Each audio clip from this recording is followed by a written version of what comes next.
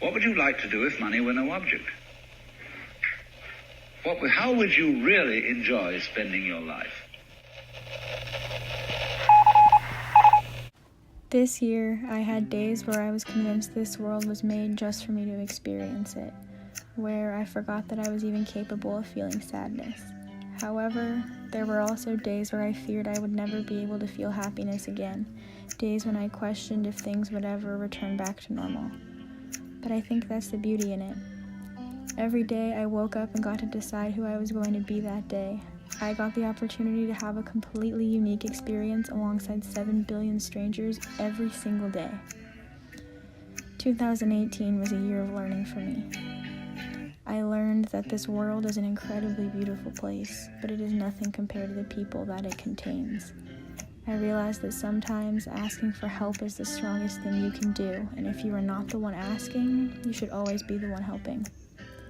I learned that sometimes you make mistakes, and other times the mistakes make you, but it is your reaction that makes all the difference. I celebrated things as small as Garrett winning The Bachelor, old friends surprising us back home in Alaska, and even turning 18, which still kind of terrifies me. I made some very questionable choices, but also some really, really good ones. In the past year, I had some very early mornings and some very late nights, but most of my adventures took place in between the two. There were days that filled me to the brim with excitement, ones where I was convinced it could not get any better than this. Sometimes it got almost impossible to believe that the things happening to me was my life, and that all the stories I got to tell were based on true events. There were other days where I spent quality time getting to know myself and taking countless hours to learn exactly who I am, but more importantly, who I am not.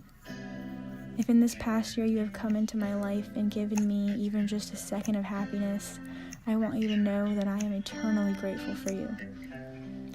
I would like to say thank you to the people around me for always searching for the good in me, even when I know it was hard to find.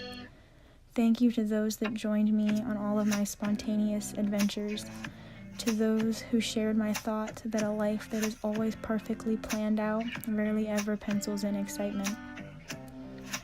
All of my stories would be nothing without the people that got to experience them right alongside me. 2018 was, to put it lightly, insane, and that makes me so incredibly excited because we get to wake up and do it all again tomorrow. Here's to 2019.